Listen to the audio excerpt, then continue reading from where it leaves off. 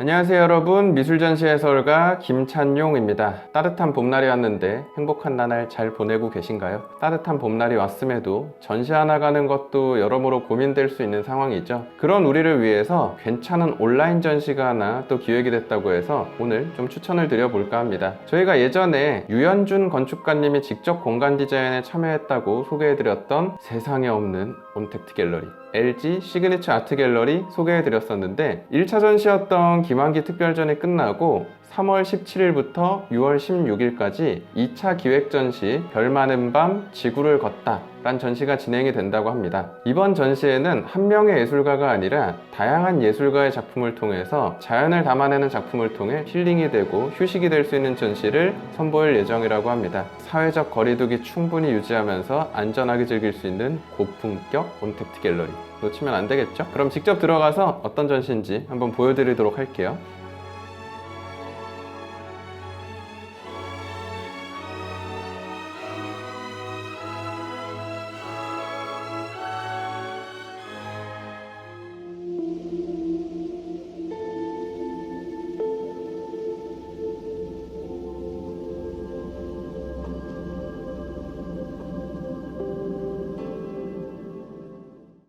이렇게 클릭하면 갤러리 입구로 들어가실 수 있는데요. 방금 제목에 소개가 됐었던 것처럼 이번 전시는 김노함 예술감독님께서 총 감독을 맡아주시고 김순주 큐레이터님께서 함께 도움을 주셨고, 음악은 한수진님하고 카임님께서 음악 큐레이팅을 또 해주셨다고 합니다.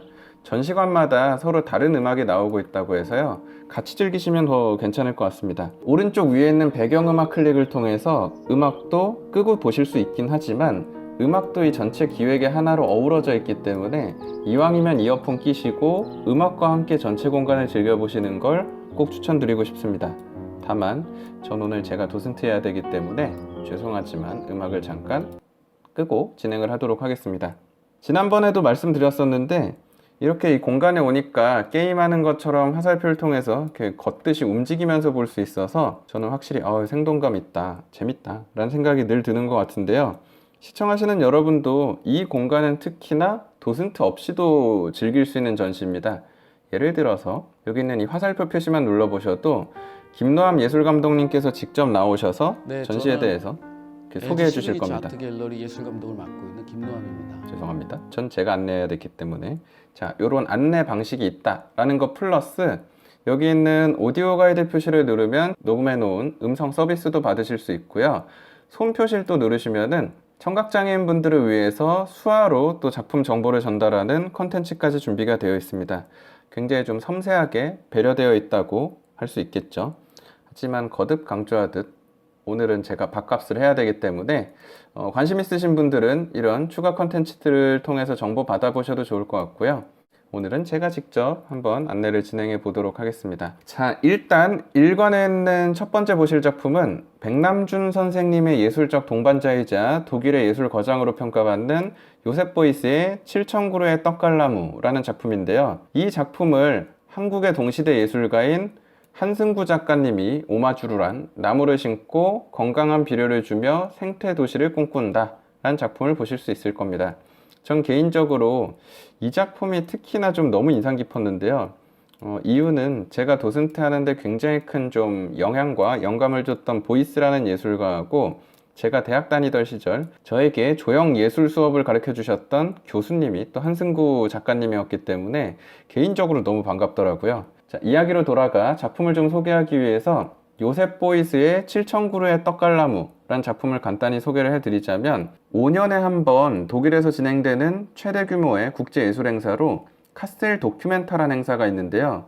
1982년에 진행된 카셀 도큐멘타에서 요셉 보이스가 후원을 받아서 7,000그루의 이 떡갈나무하고 7,000개의 현무암 돌덩어리를 시민들과 함께 심어 나가는 프로젝트를 5년 동안 다음 카셀 도큐멘타가 있을 때까지 진행을 한 거죠. 하지만 안타깝게도 1986년 보이스가 세상을 떠나게 되면서 마지막 7,000번째 나무와 돌은 그의 가족과 후원자, 시민들이 참여한 가운데 심어서 완성이 됩니다. 그냥 나무랑 돌 심는 게 작품이야? 라고 생각하실 수도 있지만 요셉 보이스는 이걸 사회적 조각이라고 명명했습니다.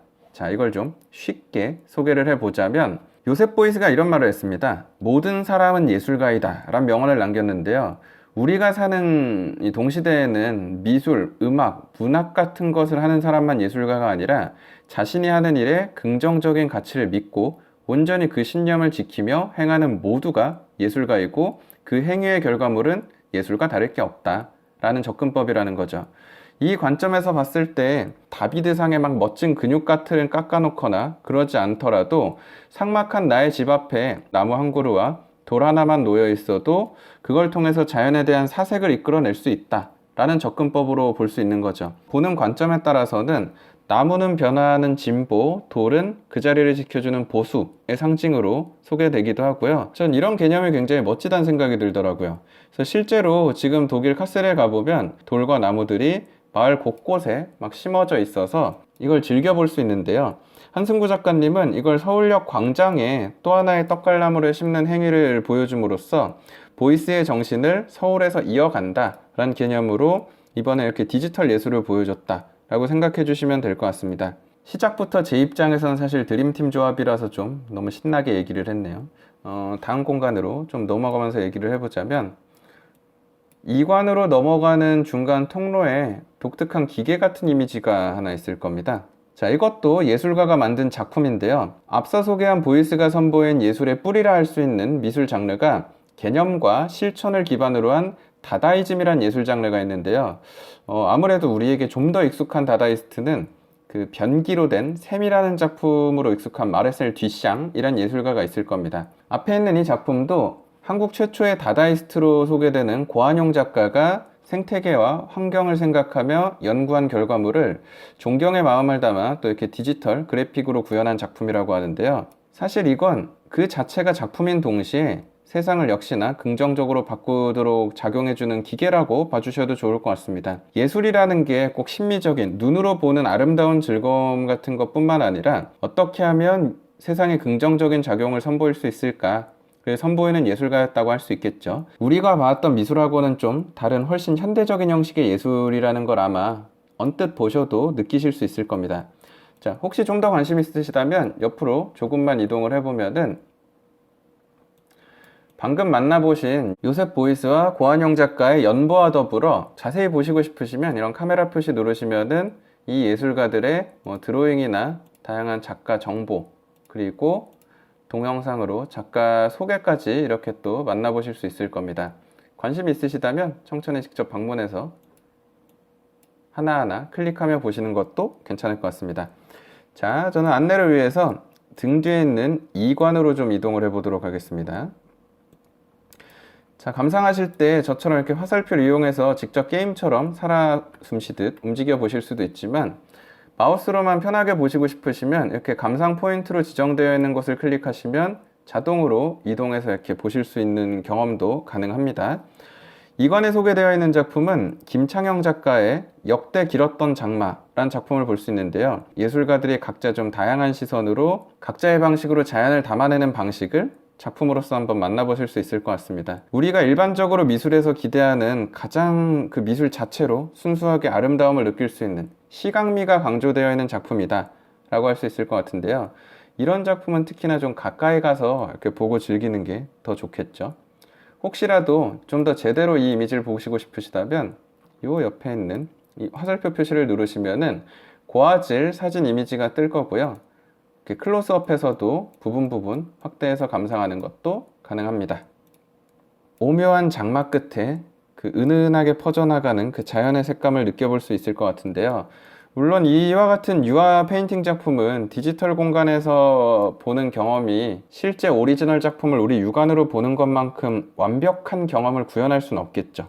하지만 여러분도 LG OLED를 이용한다면 거의 차이 없는 경험도 아마 가능할 겁니다.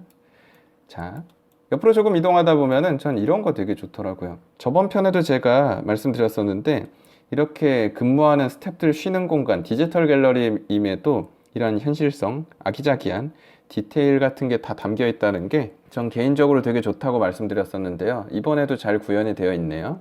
자, 옆으로 좀 더 이동하면 3관에 달이 춤춘다라는 이은 작가님의 작품을 볼 수 있을 겁니다. 저는 개인적으로 이 삼전 시실이 굉장히 마음에 들었는데요.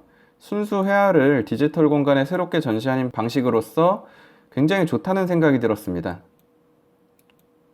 쭉 한번 둘러보면은 굉장히 화려한 걸 느껴볼 수 있죠.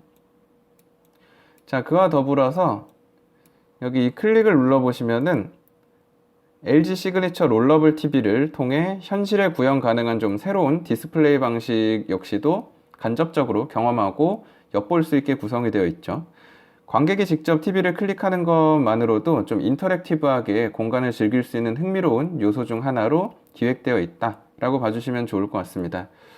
이 달이 춤춘다라는 작품은 이은 작가님의 그 물감 뿌리는 드리핑 기법을 이용한 비기하학적 추상작품이다 라고 생각해 주시면 될 것 같은데요. 이은 작가님은 이 기법을 한국적인 재료인 한지하고 석회하고 모래랑 이 안료를 섞어서 독특한 재료로 질감의 맛이 좀 더 살도록 작품으로 선보이는 작가다 라고 생각해 보시면 될 것 같습니다. 사실 실제 공간이라고 생각해 보셨을 때 이렇게 층고가 높은 공간 전체에 페인팅 작업을 시도한다는 건 현실적으로는 사실 무리가 있는데요. 디지털 갤러리라는 장점을 살려서 이렇게 대규모 작업도 아마 작가님도 역시 좀 새롭게 경험해 보실 수 있는 것 같고, 우리도 그래서 또 흥미롭고 재미있게 볼 수 있는 것 같습니다. 자, 이해를 좀 돕기 위해서 좀 3관에 이어져 있는 안쪽 방을 한번 또 둘러보면은 작품을 한번 보도록 할까요? 자, 기존에는 이렇게 한지에다가 작업을 하시고 제목도 보시면 달빛은 순간에 범람한다 라고 써 있는데요.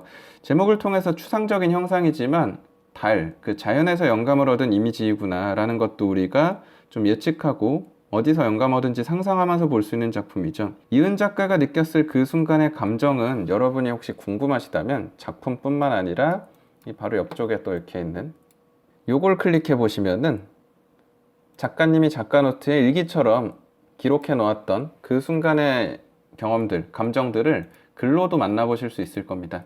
디테일하게 구성이 잘 되어 있죠. 자, 이은 작가님의 작품도 참 매력적이지만 전시는 여기서 끝이 아닙니다. 나가서 오른쪽 아래 계단으로 내려가시면 4관 이상권 작가님의 작품을 만나보실 수 있을 겁니다.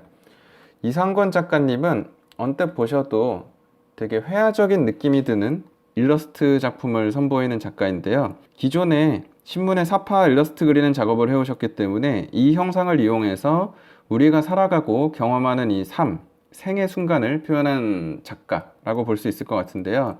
작가님에 대한 간단한 소개와 작품 이야기는 역시 옆에서도 만나볼 수 있지만 재료적인 측면을 한번 유심히 봐주시면 이번 작품들은 서양화 재료를 쓰고 있는데 그림에 표현되는 방식은 마치 산수화처럼 서양 미술의 원근법이 아닌 평면성을 강조하고 있다라는 걸 발견하시게 될 겁니다.